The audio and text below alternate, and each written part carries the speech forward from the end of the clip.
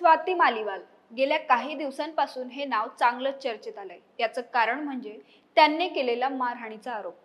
आम आदमी पक्षाच्या राज्यसभा खासदार आणि दिल्ली महिला आयोगाच्या माजी अध्यक्षा स्वाती मालिवाल यांनी मुख्यमंत्री अरविंद केजरीवाल यांचे स्वीय सहाय्यक विभव कुमार यांच्यावर मारहाणीचा आरोप केलाय। मुख्य म्हणजे ही घटना अरविंद केजरीवाल यांच्या सरकारी निवासस्थानी घडल्याचं त्यांनी सांगितलंय। पक्षातील अनेक दिग्गज नेत्यांवर झालेल्या कारवायांमुळे चर्चेत आलेला आम आदमी पक्ष पुन्हा एकदा चर्चेत आलाय, तो एका वेगळ्याच कारणामुळे। एका मुख्यमंत्र्यांच्या घरी त्यांच्याच पीए कडून एका महिला खासदाराला शिव्याशाप आणि मारहाण होणं, अशा घटना देशासाठी फार घातक ठरू शकतात। केजरीवाल नुकतेच तुरुंगातून जामिनावर बाहेर आलेले असताना त्यांच्या निवासस्थानी हे कृत्य घडणं फारच विचित्र आहे।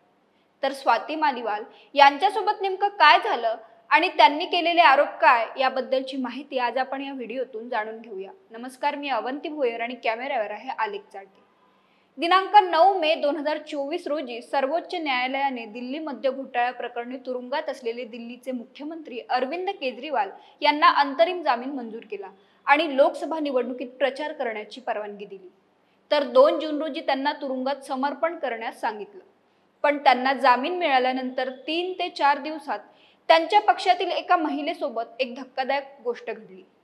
13 मे रोजी सकाळी आम आदमी पक्षाच्या खासदार स्वाती मालिवाल मुख्यमंत्री अरविंद केजरीवालांना भेटण्यासाठी त्यांच्या घरी पोहोचल्या। तिथे गेल्यावर केजरीवालांचा पीए विभव कुमार याने त्यांच्याशी गैरवर्तन केलं। इतकंच नाही तर त्याने स्वाती मालिवाल यांना मारहाण करत त्यांचा विनयभंगही केल्याचा आरोप त्यांनी केलाय। त्यानंतर त्यांनी दिल्ली पोलिसांना फोन केला आणि घडलेला प्रकार सांगितला। या फोन कॉल नंतर मालिवाल यांनी पोलीस स्टेशन गाठलं, परंतु यावेळी त्यांनी कोणतीही लेखी तक्रार दिली नाही। मात्र आपचे खासदार संजय सिंह यांनी स्वाती मालिवाल यांच्यासोबत गैरवर्तन केल्याची कबुली दिली होती। त्यानंतर दिल्ली पोलिसांचं एक पथक 16 मे रोजी स्वाती मालिवाल यांच्या घरी पोहोचलं। अतिरिक्त पोलीस आयुक्त पीएस कुशवाहा यांच्या नेतृत्वाखालील 2 सदस्यीय पथकाने मालिवाल यांचा जबाब नोंदवला। स्वाती मालिवाल यांनी विभव कुमारच्या विरोधात पोलिसात तक्रार दाखल केली।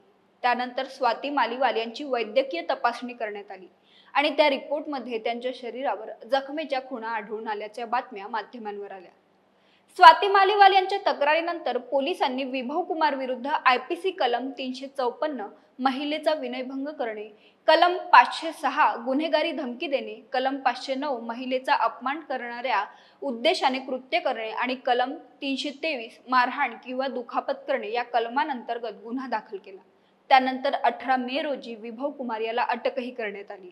पण सध्या प्रश्न हा आहे की आम आदमी पक्षासारख्या मोठ्या पक्षातल्या महिला खासदारासोबत असा गैरप्रकार घडणं कितपत योग्य आहे? यामागे पक्षातील अंतर्गत राजकारण कारणीभूत आहे की आणखी काही? खरं तर या घटनेनंतर आम आदमी पक्षानं नेहमीप्रमाणे आपलं राजकारण सुरू केलं।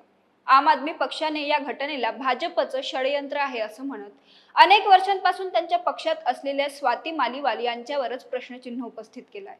आपच्या दिल्लीच्या मंत्री आतिशी मार्लेना यांनी पत्रकार परिषद घेत केजरीवाल यांच्यावर खोटे आरोप करण्यासाठी स्वाती मालिवाल यांनी हा कट रचल्याचं म्हटलंय। मात्र या प्रकरणातील खरं खोटं तपासानंतरच पुढे येईल।